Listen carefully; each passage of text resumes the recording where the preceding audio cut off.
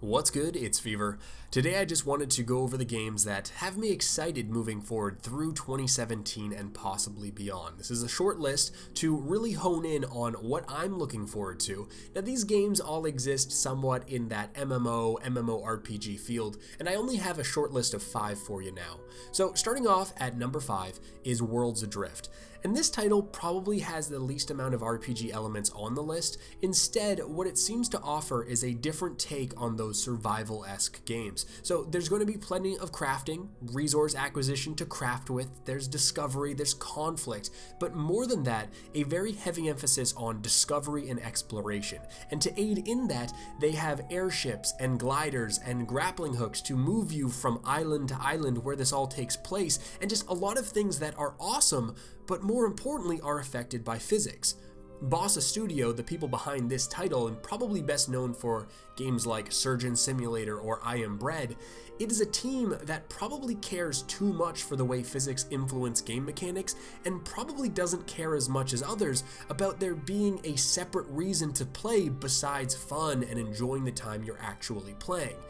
Learning about the game, watching them add storms to hurt ships to let the physics run wild with them, or building your own ships, or hidden puzzles and hidden lore, it really captures this feeling of, I don't want to say like innocence, but like freedom and fun. But then it also supports other reasons to play the game with conflict and community, and for the first time in a long time with these survival-esque Minecrafty games, it makes me interested in playing them. It makes me think about playing Legos as a kid. It also gives me that Terraria feeling with upgraded graphics and airship fights and floating islands. I'm just really stoked for this game for sure. Coming in at number 4 is Albion Online, and in the simplest way I can try to explain to someone what this is and why they might like it or should care about it. It aims to deliver a player-driven game, not a player-driven MMORPG, without relying on a fixed narrative and handing over as much of the game as they can to the player. And a lot of this overlaps with traditional sandbox games, so you will hear comparisons to like a fantasy-themed Eve that happens to be multi-platform, which is really cool because it allows me to play the game on my Android phone and on the PC, but it's the same character, the same world, and usually that doesn't happen. In practice though, what this means is that all the items, whether they are the items that you are wearing, or the saddle on your horse, or the crops, or any of the animals, or many of the buildings that you see, they're all player made.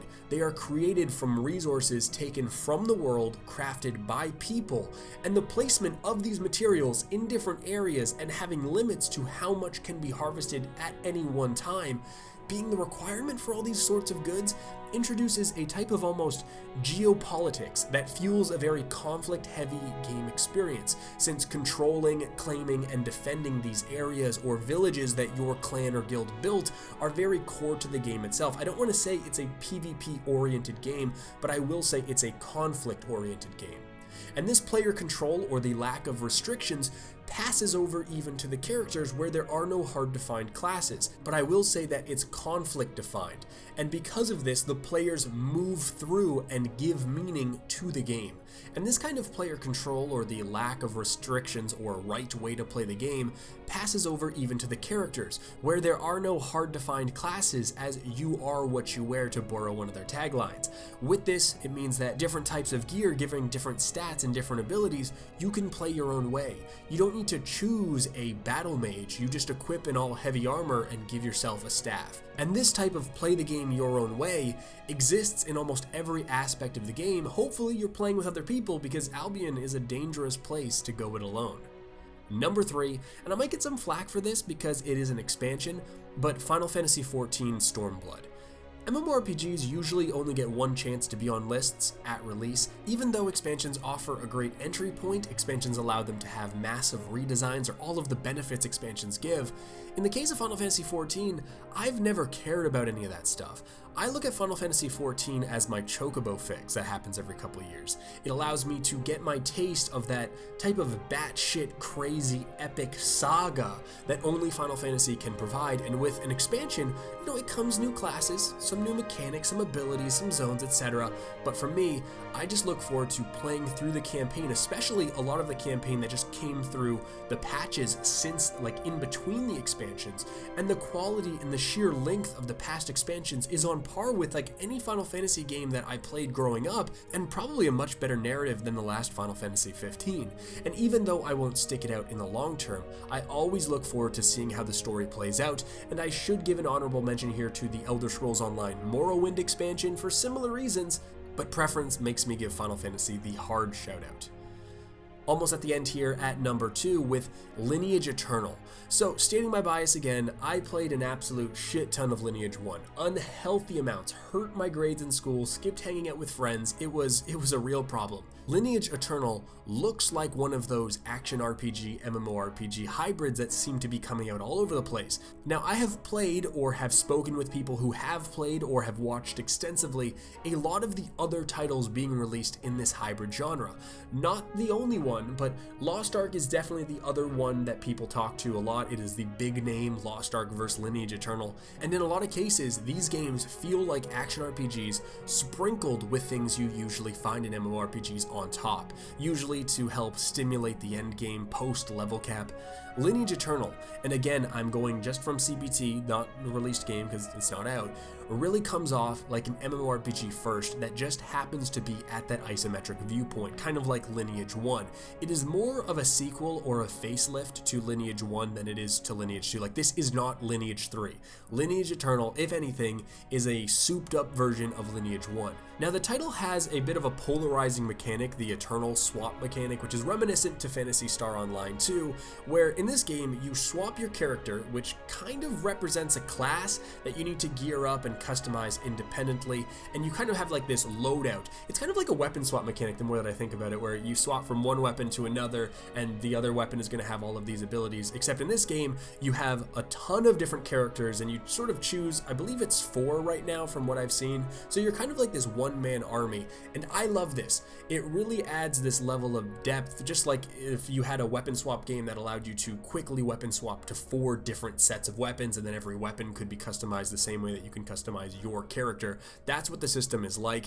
I know other people will hate this, but I absolutely love it. To sort of support that MMORPG flavor, the game hosts open world PvP that's governed by a karma system. The maps are much less linear and just big and open, kind of like Ragnarok Online. And I don't say this lightly, it looks and feels more polished than a Blizzard game. You heard me, and I can't fucking wait.